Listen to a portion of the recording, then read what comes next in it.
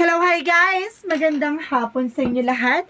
This is Chimpa Basagari Channel, a faith healer o Zamata reader. So ngayong hapon, napatigan natin na nagsabihin sa inyo ng ating mga gabay.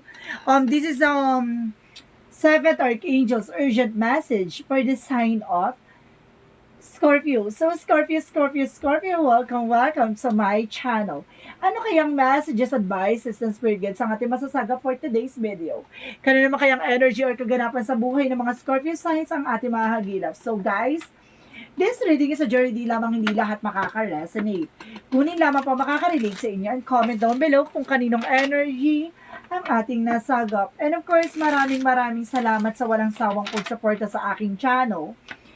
Lalong-lalo na hindi nag-i-skip ng ads. Naway pagpalain kayo ng Diyos at may kaparty. Naway magtuloy-tuloy ang mga magandang biyaya sa inyo ng langit. Maraming salamat po. So guys, umpisahan na natin. Wala na paligoy-ligoy pa para sa ating 7 Archangels urgent message for the sign of Scorpio. Angel Spirit, bigyan mo ako ng isang pasabog-bulabog na mensahe para sa mga kapatid natin dyan na Scorpio. So guys, this is it. Malapit na ang month of Scorpio. So once again, happy birthday sa inyo, no? And of course guys, there's a star card. Wow! Ang ganda pasabog, T! A star card! A wish fulfillment. Ito na yung unti-unti na may isa sa katuparan at may lalahad na ang mga katuparan sa mga hiling, no? Kumbaga, maaaring humihiling ka sa stars ay maaaring na matupad. No, ay maaaring sinasabi dito magkakaroon ka ng healing, miracles, kumbaga samot-saring kaligayahan. And of course, there's a Seven of Swords. There's a sneakiness, no? Mag-ingat ka kasi may mga tao sa paligid mo na kumukuha ng information. Or rather, kaya kumukuha tong information na magdadala sa iyo ng magagandang opportunities. Like I said na, kumbaga, maraming client, customers, kumbaga, opportunities na, kumbaga, hinahanap ka or kumbaga gusto kang makontak, no? At the same time, there's the word card. Wow, a trouble. And of course, there's a lot of opportunities coming in for you. Maaring marami kang gala, no? Rampa this year. And of course, this month pala, sorry. And of course, there's a strength card. And of course, strongest energy, no? Maaring magkakaroon ka ng confident dito or nakasama daw ang confident mo rather, no? Kumbaga, kailangan malakas ang loob mo, no? Because there is a Page of Pentacles. Page of Pentacles is a manifestation. Kumbaga may mga bagay na manifest ka unti-unti at talaga may isa sa katuparan. And because there is a Ten of Pentacles. Wow! There's a long-term success and long-term investment. So this is it na nga, no? Kumbaga may maaring may isa katuparan ka at may mailantad at may ilad ka dito. Maring unti-unti ka na matutupad ng mga pangarap mo. Magkakaroon ka ng pangmatagalang opportunities and of course ng pangmatagalang resource of income. So, let's see what is the star card. Star card represents the Ten of Cups. Some happiness. Wow! Ang star cards na magdadala sa iyo ng kaligayahan. Ito na nga. So, what is the Seven of Swords? Sabi ko na the Nine of Cups and of opportunities. Kumbaga some of you, may mga tao na betray sa'yo or nag-lie sa'yo or kumbaga nag-cheat sa'yo. So, this is it. There's an apology, no? Apology that brings you an happiness.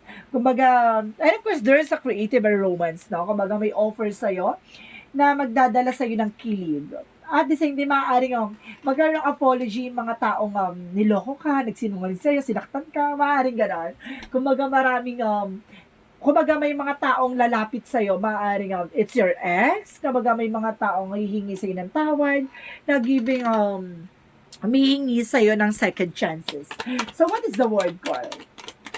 What is the word card? There's an Empress card, a revert. So, this is it na nga, no? Kumaga, a word card represents a trouble. Ito pa yung revert na sinasabi na magkakaroon ka ng panibagong eksena na magdadala sa'yo ng bagong oportunidad, no? A revert, kumaga, masisimulan na maaaring magkaroon ka ng mga bagong negosyo or may sisimulan kang negosyo, no? What is the Strength card? And of course, there's a Queen of Pentacles. And of course, pagdating sa finances, kailangan matured ka, no? And of course, being control. And of course, being confident sa ginagawa mo. Alisin mo yung takot at pangamba. At the same time, there's an Ace of Cups. Wow!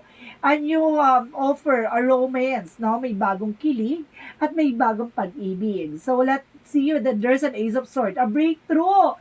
Kung magkakaroon ka na ng long-term success and long-term investment, no? Ito nga pang matagalan talaga, no? Parang, ito yung tagumpay mo. So, what is the circle of the Ten of Cups? Oh my God! There is a judgment, a wake-up call, or there is a signs of synchronicities na inaatid ng angel spirit na magbibigay sa'yo ng fulfillment, happiness, and joy. So, what is the Seven of Swords? And of course, the Nine of Cups. And of course, there is King of Swords, being wise, no? Maging wise ka na ngayon, no? Kumbaga siguro may mga tao sa paligid mo na hihingi ng tawad kasi kumbaga nakikita na yung pagyabong or pag-unlad mo. Kumbaga, kailangan maging wise ka na, no? Sinaktan ka ng mga tao na yan, no more second chances, no? Kumbaga, gagawin nila ulit yung mga yan, non-cheating, lying on you, no? Kumbaga, sinasabi dito na mukhang gumukuha lang sila ng bagong oportunidad sa'yo. So, what is the word card on the Empress card? What is the word card on the Empress card? Pero kung sinasabi sa'yo dito, guys, there's a Five of Wands, no? So, ibig sabihin, there's a lot of competitors, there's a lot of kompetensya, para sila sabi sa'yo dito na mag-ingat ka, no? Maraming kalaban sa sa paligid mo. Pati pala sa panaginip, pumapasok sa atin, no?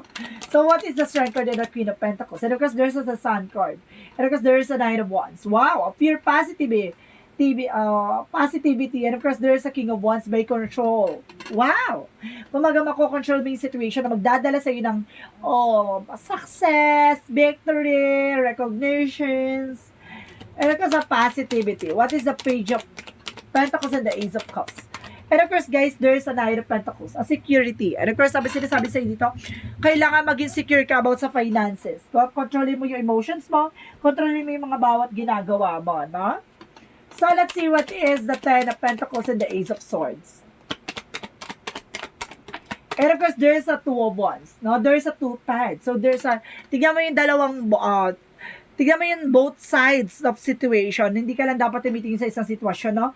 Kailangan, suddenly talaga meron talagang, ang Scorpio kasi is a multitasking. So, pagdating talaga sa isang bagay talaga, ayaw niya ng isang eksena lang. Gusto niya maraming eksena, maraming ganap na makakatulong sa kanya on how to grow. So, let's see what is the outcome. So, what is the outcome? Outcome is the Four of Wands. There's a celebration. May celebration, of course, there's a twin flame energy. At the same time, there's a temperance. A perfect timing. And of course, there's a Knight of Swords. Magiging mabilis na raw to, no? Kung bagang eksena na to ay magdadala na sa iyo ng tagumpay at magdadala sa iyo ng celebration and of course, success. The temperance is the perfect timing and divine timing. So, this is the moment na daw, no? And of course, Knight of Swords is a success driven. Additional messages. There's a higher fund, a lesson learned. So, yung sinasabi rin sa pero may nasasagap ako, detach from the situation. Kailangan mo nang kumawala sa sitwasyon, lalo-lalo sa mga toxicities. So, let's see what is additional messages for career.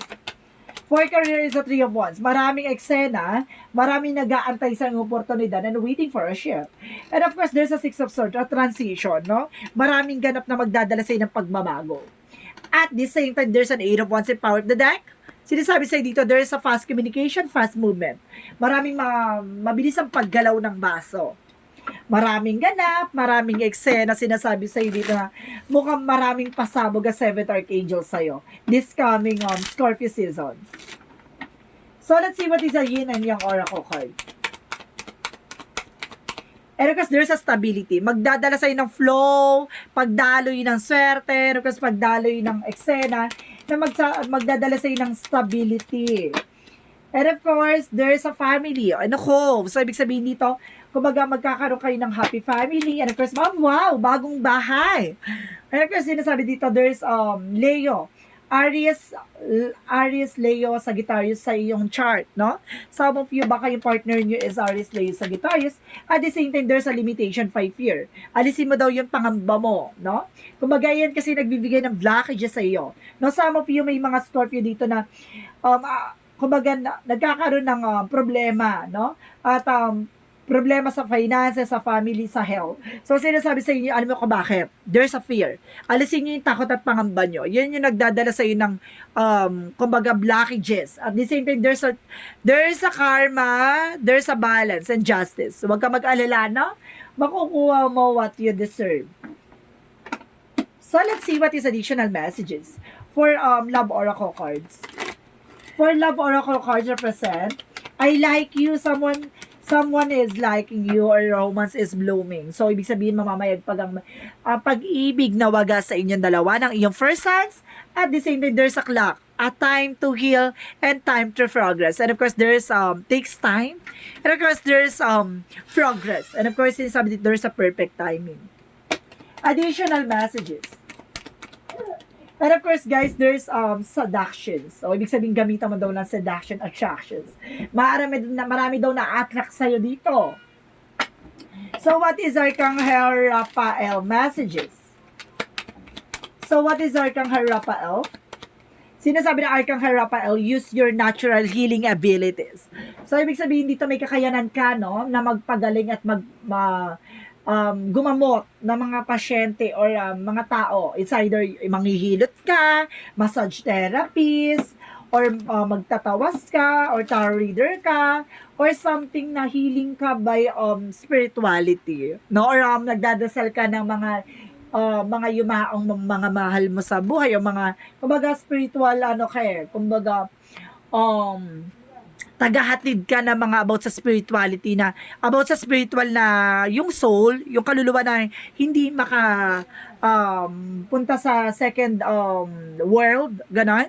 So, let's see what is Arcangel Michael. Your inner guidance is real and trustworthy. Ibig sabihin dito, mapagkakatiwalaan daw ang iyong mga gabay. At totoo daw yung mga gabay mo. And of course, lean on God and angels are support, no? Sinasabi sa'yo dito, magtiwala ka kay God, no? Kumbaga, yung mga angel spirit na sinusuportahan ka. The personal you're asking is about trustworthy. Ibig sabihin dito, yung taong kinakausap mo ay taong mapagkakatiwalaan mo. So, let's see what is the Jesus loving quotes. So, what is the Jesus loving quote said? Okay. Okay, thank you. Dalawa na yan. So, sinasabi dito, dalawa kasing blessed. So, let's see. Blessed are they that hear the word of God and keep it, no? Yung tao daw na binibless, yung mga taong naniniwala sa ating Panginoon, no? At sa ating kay God, rather. And of course, sinasabi dito, blessed are the peacemaker, for the shall they be called the children of God. So, ibig sabihin nito, yung mga binibless daw, yung mga taong, kumbaga, mas pinipili yung magkaroon ng katahimikan at kapayapaan. At yan yung mga taong naniniwala at dapat, no, na maging tinatawag na anak ng Diyos, no? Yung mga taong may kapayapaan sa isip, sa salita at sa gawa. So, and of course, let's see what is additional messages. What is additional messages? And of course, there is an all-path lean home. Inner authority, intuition, turn your gaze within. Ibig sabihin dito, makinig ka sa intuitions mo. Kumbaga sinasabi sa'yo dito na lahat ng mga bagay na ihahatid sa'yo by your intuition, instinct, ay lahat ay kaakibat ang ating gabay, no? So, what is additional messages? And of course, guys, there's honesty. Honesty is best policies. Charis. Kumbaga sinasabi dito ang pagiging tapat, no? At pagiging tapat, pagiging totoo. No, sinasabi sa'yo dito ay kumbaga yan ang magdadala sa'yo sa tagumpay. No? Let's see what is additional messages. And of course, there's an environment. Kumbaga, magkakaroon ka daw ng environment dito na maayos, maganda, sariwang hangin. And of course, sinasabi dito, there's a yellow. Adaptivity and of course, personal power. Magkakaroon ka ng personal power for your, kumbaga, sa lahat ng eksena, no? Kayang-kaya mo makisalamuha, kayang-kaya mo makipagsabayan. And of course, there's a fire, transmutation, and of course, purification. Paglilinis, no? Pag-aalis ng mga negativity, toxicities. So, let's see what is the chakra. What is the chakra? Destiny. See? Destiny. Nakatadhana talaga ang mangyari. And of course, there's a joy. Magkakaroon ka ng masaya at makaligayahan dito. And of course, there's a complexity. Ibig sabihin dito, may mga bagay na, kumbaga, kailangan mo mag-take ng action, no? Bago ang lahat. Kumbaga, sinasabi sa'yo dito na, mahabang bata ka pa, di ba? Kung marunong ka mag-invest, magtabi sa sarili mo pa para pagdating ng araw, hindi ka luhaan. At hindi ka, kumbaga, hindi mo pagsisisihan yung nangyari sa nakaraan. And of course, you are being gratitude. No? Kumbaga, magpasalamat ka kung ano man ang meron ka. Magpasalamat ka kung ano man yung mga tao sa paligid mo na nagbibigay inspiration sa'yo. So, let's see what is additional messages.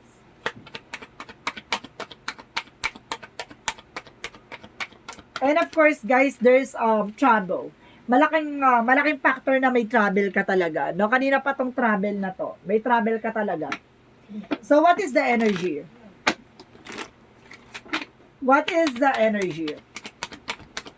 There's an action. So, ibig sabihin dito, kailangan mo na mag-take ng action sa mga bagay-bagay. Kung gusto mo maisakatuparan lahat ng mga pangarap mo, gawin mo na ngayon hanggat maaga pa. And of course, there's a community. Diba? Magkakaroon ka ng mga bagong community. No? Some of you nakakasense talaga ako na may bagong bahay dito. And of course, there is an information, there's an anxiety. Alisin mo daw tong stress na to and fear, no? Kumbaga baka magbigay sa'yo ng blockages to. And or some of you guys, there's an anxiety effect, no? Na or sa anxiety attack, no? Maaaring na-stress ka ngayon, no? Sa mga bagay-bagay, sa mga pinagdadaanan mo ngayon. But of course, there is a door to value. Marami ako nakikitang dollar dito at the same time. No? Kumbaga maraming salapi. No? Na may pintuan daw sa'yo na katadhana para sa magandang buhay at oportunidad. So, let's see what is the Romance Angels. What is the Romance Angels? Romance Angel represent, let your friends help you. No? Hayaan mo raw yung mga kaibigan mong tulungan ka. Siguro sa business mo, sa ginagawa mo. Ganun. So, what is the Monsology? What is this Monsology? Your commitment is being tested. Ibig sabihin, pagdating sa relasyon, yung commitment, yung relationship niya raw talaga ay talagang subok na. And of course, the end of the top cycle approaches. Na tinatapos na raw yung mga bagay-bagay sa inyo, no? Yung mga pinagdadaanan nyo, yung cycle nyo, yung mga toxicities, kumbaga negativities, kumbaga tinatapos na yan. So, what is the angel's number? What is the angel's number? Angel spirit guides. There is a 15, I am wise. So, sinasabi dito, kailangan maging wise ka, ti. And ako sinasabi dito, your love for others is powerful and you are able to spread your gift of support far and wide. Your curious and social natures bring you in a contact with a variety of people, all who would benefit from your warm heartfelt words of wisdom. Ibig sabihin dito yung pagiging mababayan yung loob mo. Minsan kasi inaabuso tayo sa mga ganyang eksena. So sinasabi sa'yo dito, kailangan maging wise ka at maging matalino ka na sa bawat decision mo, no? Minsan kasi yung ginagamit nila yung pagiging maawain ng isang Scorpio, kaya minsan inaabuso na. So let's see what is the messages of life. What is the messages of life? There's a beyond. So what is that? So, sinasabi dito, today, I lift my consciousness above all worldly illusions. I remember the power I have in every situations. I always have a choice in how I respond. Today, I choose in how I always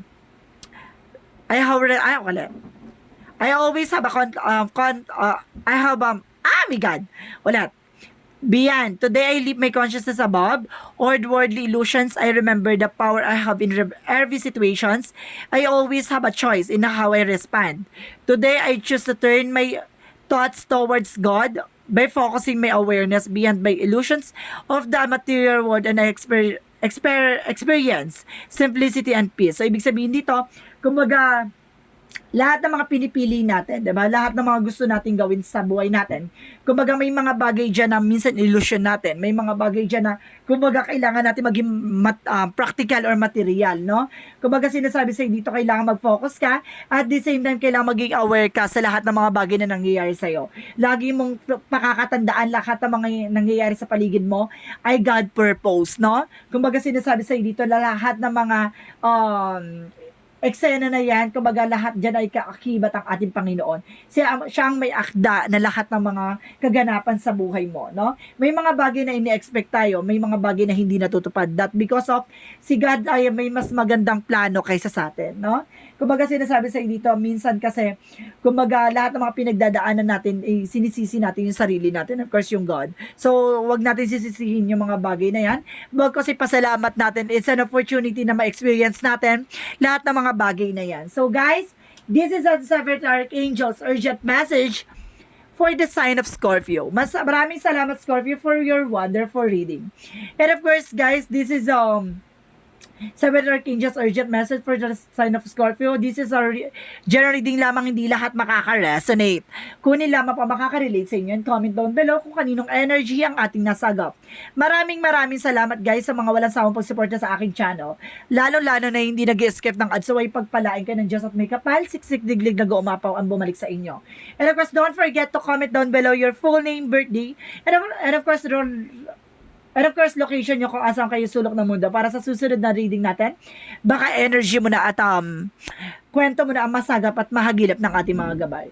Maraming salamat guys and see you in the next video. Bye-bye and babush.